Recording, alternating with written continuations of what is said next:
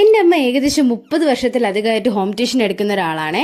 അപ്പോൾ സ്കൂളൊക്കെ അടച്ചു, എക്സാം ഒക്കെ കഴിഞ്ഞുകൊണ്ട് എല്ലാവരും ടീച്ചറെ ഞങ്ങൾക്ക് സെലിബ്രേഷൻ വേണം എന്ന് പറഞ്ഞ് ഭയങ്കര ബഹളമായിരുന്നു. അപ്പോൾ ഇന്ന് സെലിബ്രേഷൻ വച്ചേക്കുവാണ് എല്ലാവർക്കും വേണ്ടിയിട്ട്. അപ്പോൾ പാട്ടൊക്കെ പാടാൻ അറിയാന്നുള്ളൊരു പാട്ടൊക്കെ പാടിക്കോ, ഡാൻസ് ഒക്കെ ചെയ്തോ എന്ന് പറഞ്ഞു എല്ലാവരോടും.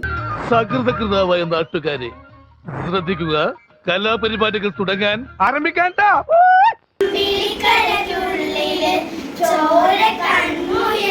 ധുനും ധൃതിയും കൂടെ എന്താണ് ഈ ചേട്ടന്മാരും ചേച്ചിമാരൊക്കെ ചെയ്യുന്നത് അന്ത വിട്ട് നോക്കിയിരിക്കുകയാണ്. അപ്പോൾ ഹൃദ്യമോള് വന്നിട്ട് ടീച്ചറെ ഞാനൊരു പാട്ട് പാടാൻ പറഞ്ഞ പാട്ടൊക്കെ പാടി ഒരു ഡാൻസ് ഒക്കെ കളിച്ചു.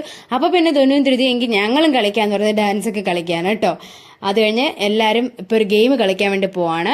ഇത് എല്ലാവരുടെയും കാലിലും ഓരോ ബലൂൺ കെട്ടിയിട്ട് പരസ്പരം ചവിട്ടി പൊട്ടിക്കാൻ പറയും. ഏറ്റവും അവസാനം ആരുടെ കാലാണോ ബലൂൺ ഉള്ളത് അയാൾ ജയിക്കും കേട്ടോ. അതാണ് നമ്മുടെ ഗെയിം തുടങ്ങാൻ നേരം സ്റ്റാർട്ട് പറഞ്ഞത് മാത്രമേ എനിക്ക് ഓർമ്മയുള്ളൂ. പിന്നെ അങ്ങോട്ട് എന്റെ വീട് ഒരു യുദ്ധക്കളമായിട്ട് മാറി.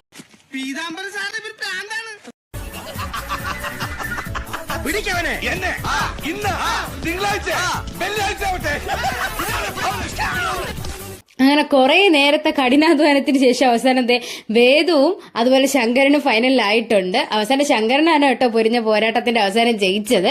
വേദം ഒട്ടും വിട്ടുകൊടുത്തൊന്നുമില്ല, അവന്റെ കാലിലെ ബലൂൺ അഴിഞ്ഞു പോയോണ്ടാ. അതൊക്കെ കഴിഞ്ഞ് നമ്മൾ കുഞ്ഞുങ്ങളെല്ലാവരും അവരവർ വീട്ടിൽ നിന്ന് കൊണ്ടുവന്ന കുഞ്ഞു കുഞ്ഞു സ്വീറ്റ്സും എല്ലാം കൊണ്ടുവന്ന് അങ്ങോട്ടും ഷെയർ ചെയ്ത് എല്ലാവരും ഭംഗിയായിട്ട് കഴിച്ചു. അപ്പോൾ നമ്മുടെ മത്സരത്തിൽ ഫസ്റ്റ് വാങ്ങിച്ചുകൊണ്ട് ശങ്കരന് അമ്മ എക്സ്ട്രാ കുറച്ച് മുട്ടായും കൂടെ കൊടുത്തു കേട്ടോ. അവൻ ഫസ്റ്റ് വാങ്ങിച്ചതല്ലേ. അങ്ങനെ ഹാപ്പി ആയിട്ട് എല്ലാവരും ഫുഡൊക്കെ കഴിച്ച് ഗെയിമൊക്കെ കളിച്ച് എൻജോയ് ചെയ്തിട്ട് നേരെ വീട്ടിലേക്ക് പോയി.